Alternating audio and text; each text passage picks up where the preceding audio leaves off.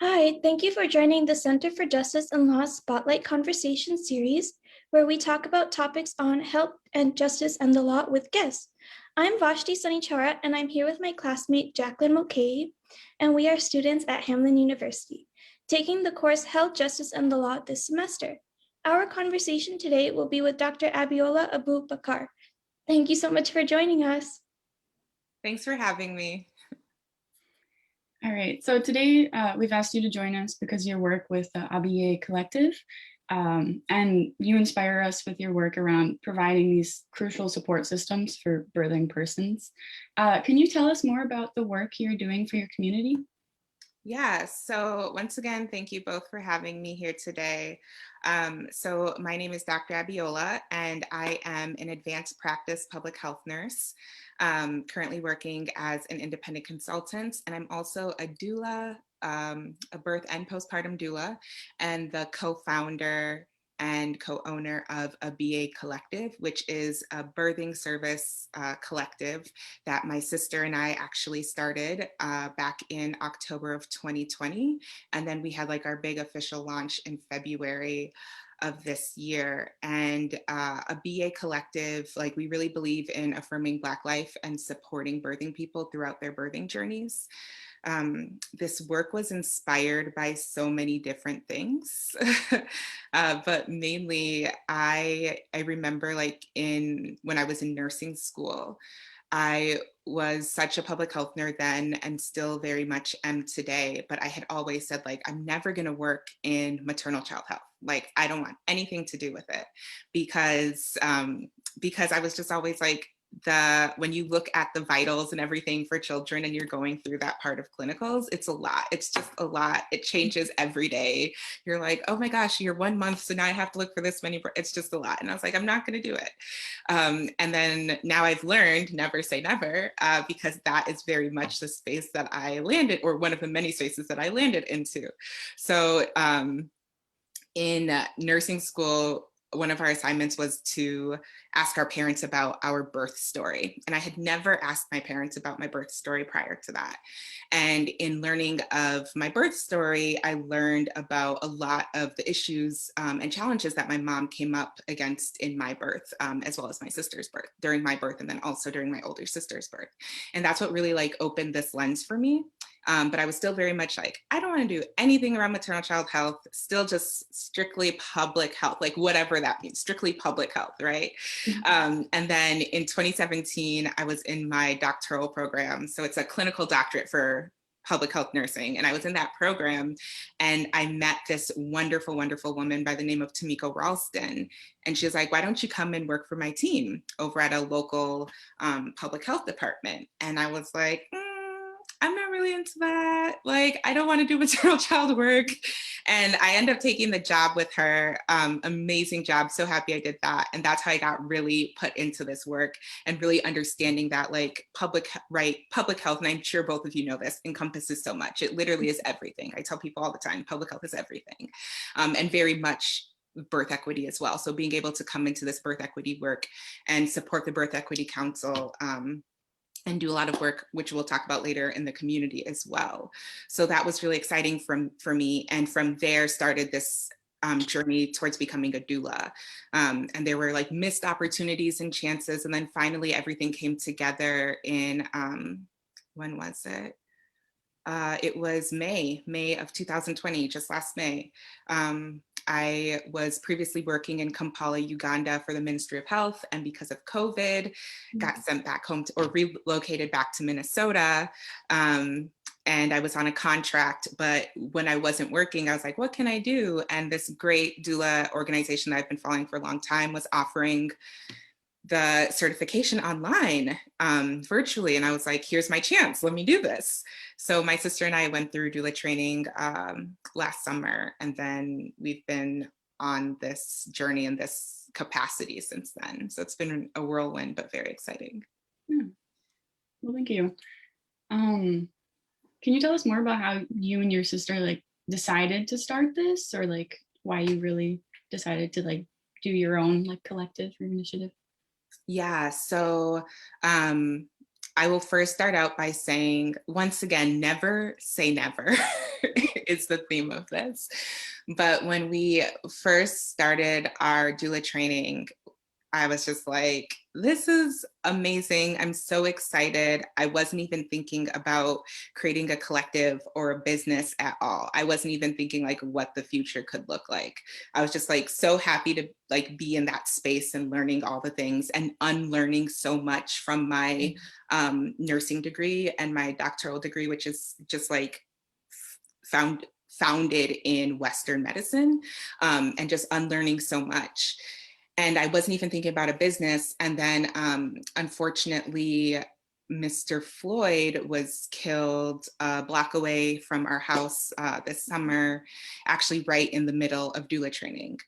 And in that time and in that space, it was just like this great call to action of being like, okay, well, now we have finished this doula training and we want to create a space for Black birthing people. And we offer our services to more than just Black birthing people, but we were like, we want to create a space where we're affirming Black life. Like this is what we want to be a part of. This is what we want to do in our community. And it's so amazing because there's amazing doulas in Minnesota, like amazing Black doulas, especially in Minnesota. And there's this great network. And it was like all in that time of late May, early June that we were just like, okay, let's create a collective because we have amazing friends who do different types of healing work that can play into this collective. We have these doula skills and we can just create more opportunities and offer more services to people who are not currently getting them in our area, because we really believe in affirming Black life. Like that is very much the cornerstone of our work and our business.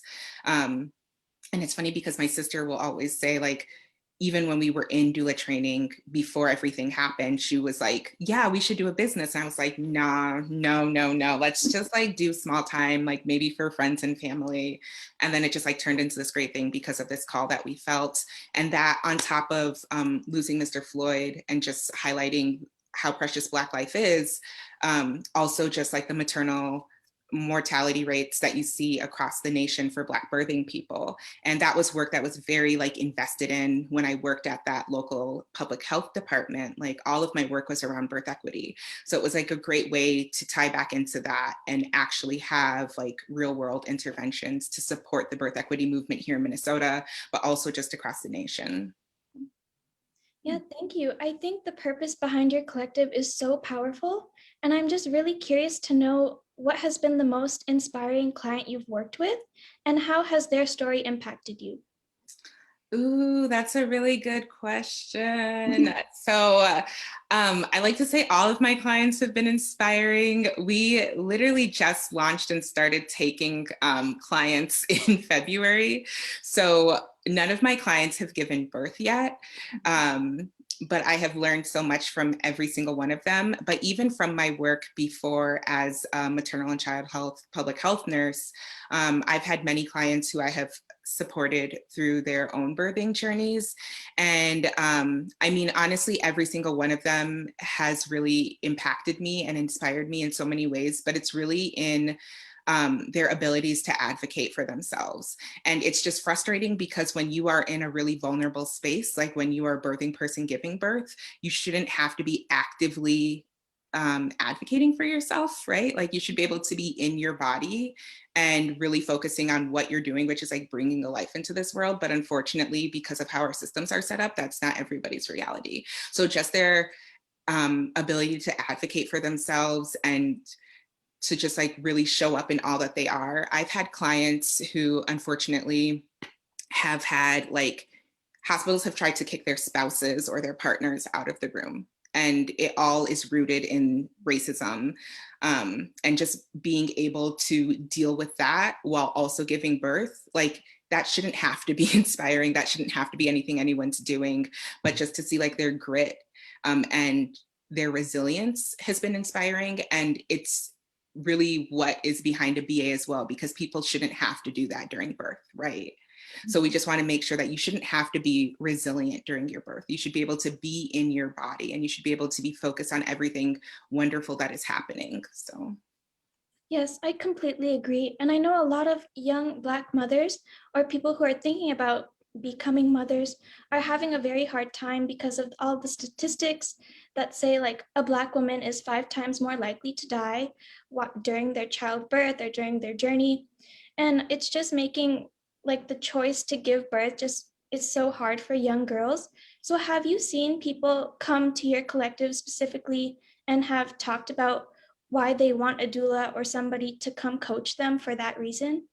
Yeah, so we have a lot of, so I'm in community with birthing people who are not necessarily our clients. But yes, that is a sentiment that happens where people are scared. I mean, like I even have that conversation with my group of friends about what does that look like for us as womb keepers and bringing life into this world, right? So it's like, there are so many things that can get scary about that. So it's definitely a conversation that's happening.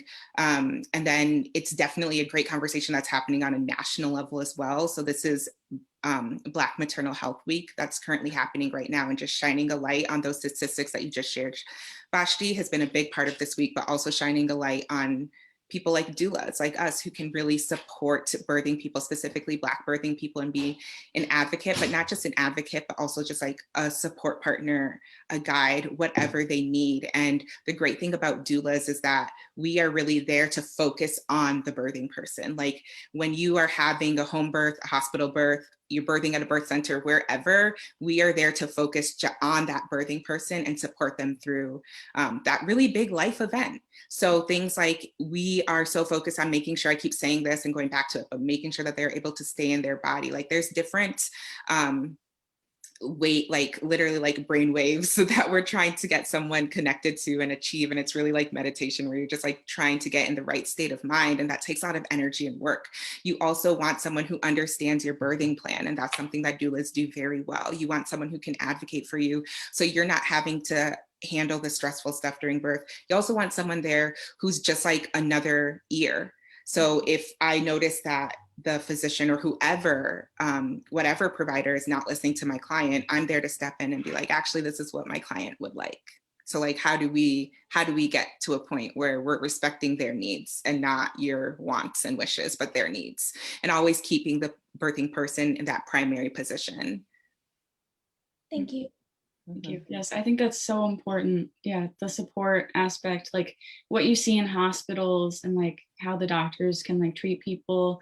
I'm just even thinking about like the extra birthing stitch that they might put in you, like a birthing person just without their consent, you know, like making sure you have someone there to like advocate for them, make sure that they're getting what they need and not like, you know, that, yeah, I just think it's very important. Yeah, and information is such a big part of it. And like naturally, just the way that our society works, a lot of people put all of their trust and all of their onus on their medical provider.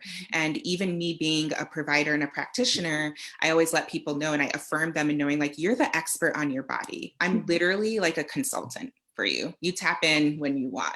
I am not the expert on your body. So like, I really want people to be empowered in that and affirmed in that like, these are your experiences. And we always remind our clients, like, you're the one doing all the work.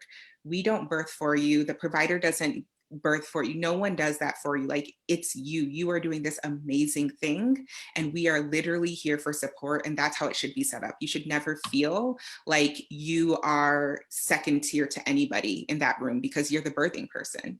Right? We are all literally here to support you. And it's been such an interesting position to be in as a practitioner, but then also as a doula, because you start seeing things where you're like, oh, that's a power struggle right there. Right? And like, we need to step out of our ego because there is no place for it here. Yeah, the more I learn about doulas, I just feel like every person deserves to have one during their childbirth. And so, how do you make your services affordable and equitable to all communities? Yes, great question. I do agree with you, Vashti. Everyone deserves to have a doula.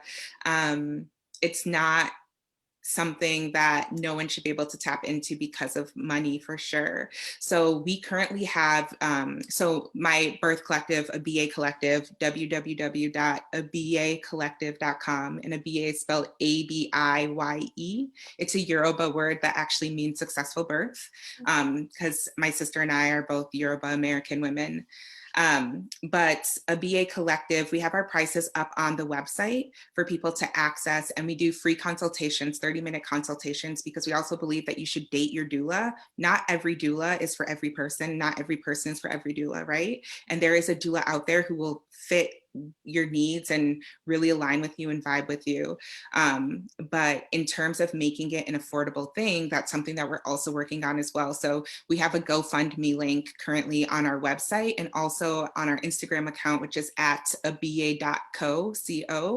And we're using part of that money to support like our business, but also a lot of that money is, we're currently in the process of figuring out scholarship opportunities and just like financial support opportunities, because we want to be able to fully fund people who are not able to pay for that. Right now in Minnesota, Medicaid does cover doulas, but there's like there's just a lot around it and sometimes red tape around it. And in a lot of other states, insurance just doesn't cover doulas at all, right? So we are really focused on what different things we can do to make this accessible, because not everyone can afford to pay $1,000 or $1,500 out of pocket for a doula, but that shouldn't stop them from having access to a doula. So we're currently doing fundraising to support that. Yeah, thank you. It sounds like everything you've done in your work is so well thought out and well planned. It makes me so happy to hear. Thank you. Thank you. Okay, well, so how does your work connect to our spring term theme of reproductive justice? Yes. So I remember talking to Susie about this, and I'm like, first and foremost, so excited for that panel that's happening on April 30th. Very excited for that.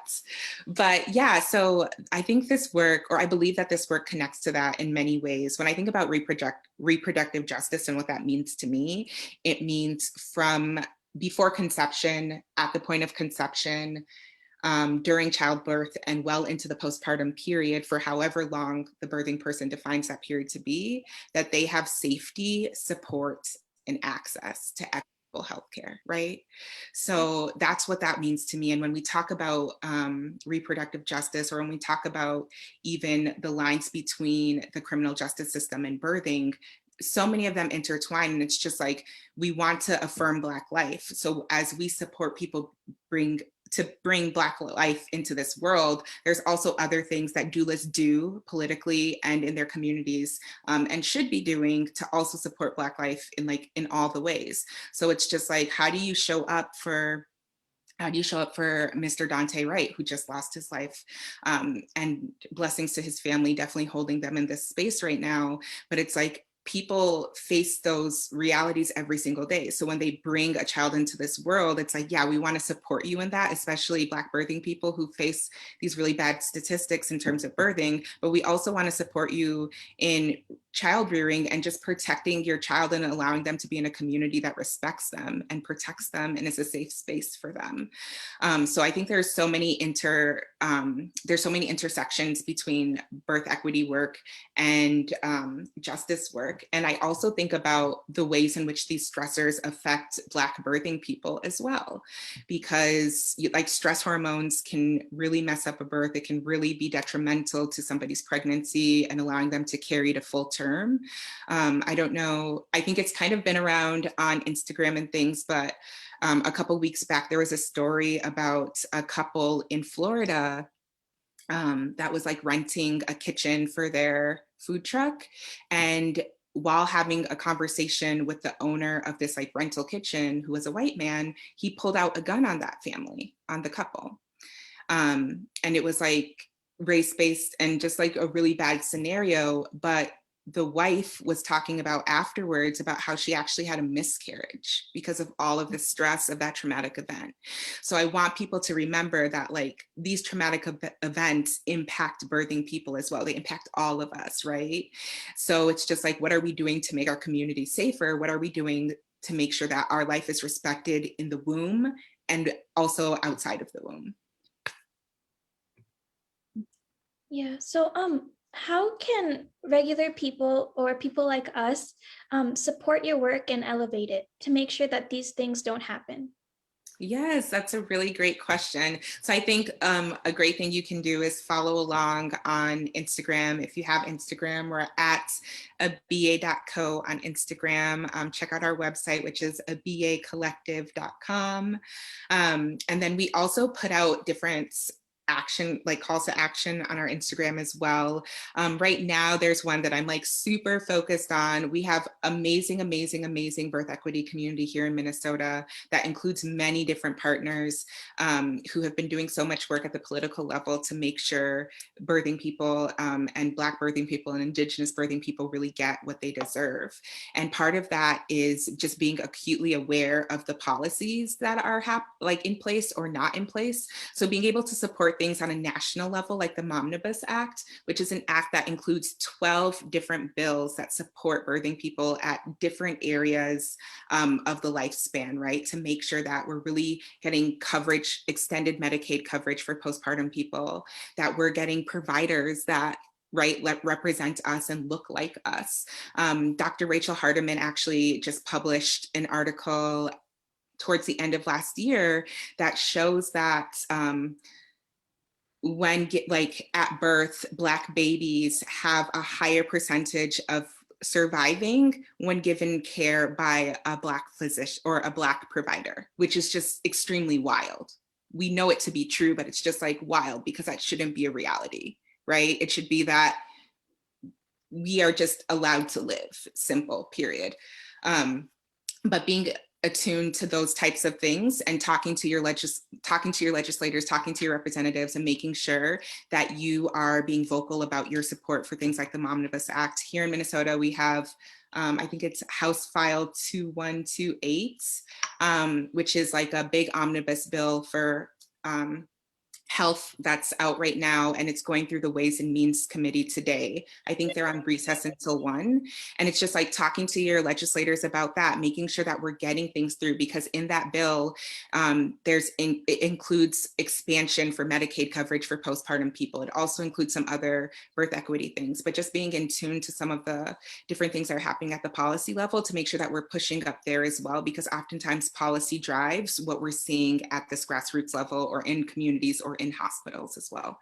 So staying in tune to policy. Thank you. I just wanted to say that I love the design of your website. I think it was very well done, and the pictures of you and your sister, like that really just hones in on it's a family-run business, and they're so cute. And it's just, you guys really executed it well, and yeah. Thank you. We had a really good friend donate her time and support. She's an ally, and she really helped us build that website and really make it a place that we felt connected to. So that was also a really interesting and exciting process. And it was just also nice to have a friend activate and be an ally in that way and use their skills and talents and abilities to support Black business.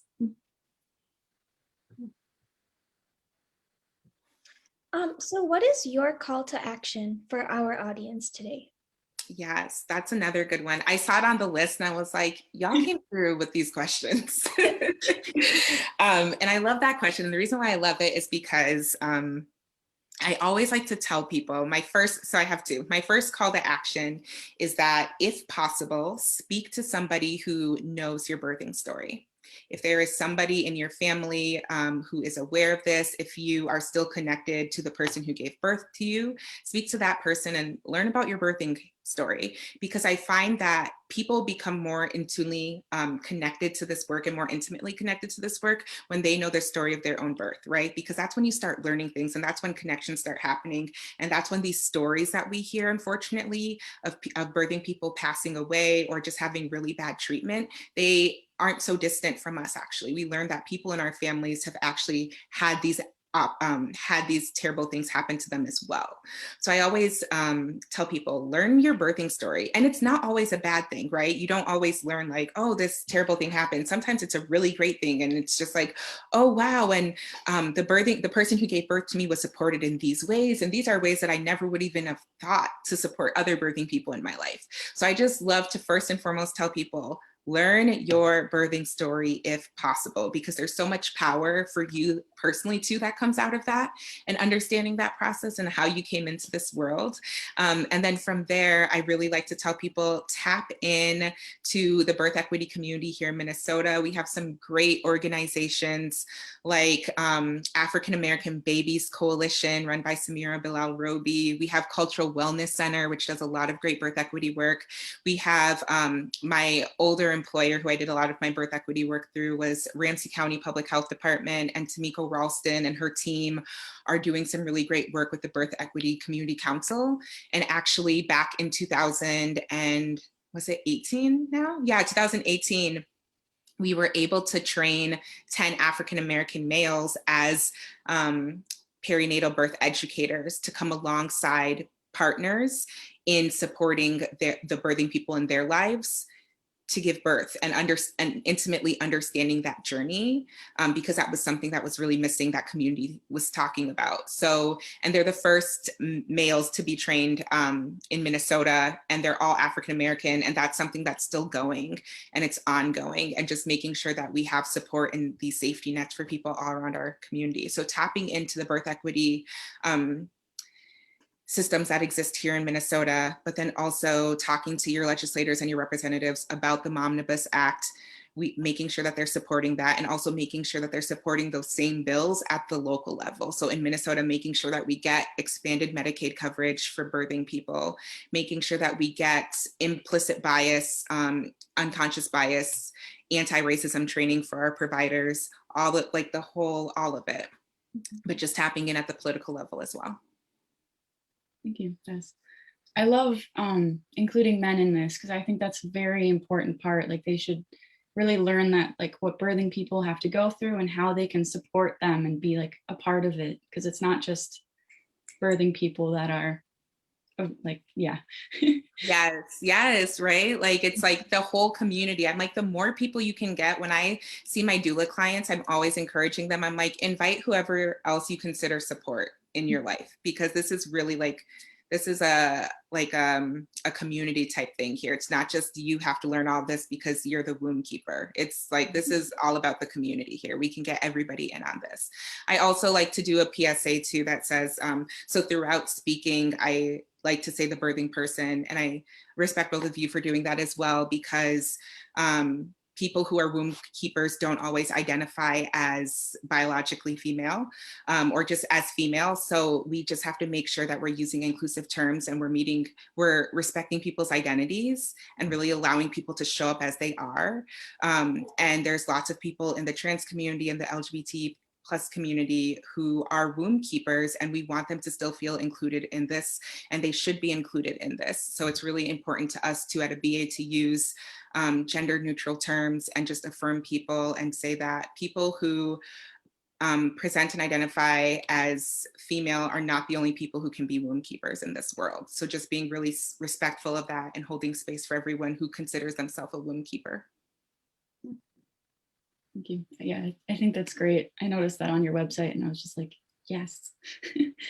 Yeah, like I recently learned about chest feeding. Listen, there's always room to grow and learn. And I'm just like, why keep ourselves in a box when the world is like this? All right. Well, be sure to follow us on Instagram and Facebook. Our next spotlight will be next Thursday, April 22nd, with Bria Holloway discussing Nurturing Love, Inc. from 11:30 a.m. to 12 p.m. Also, make sure to check out our April 30th webinar mentioned earlier on reproductive injustice, birth behind bars.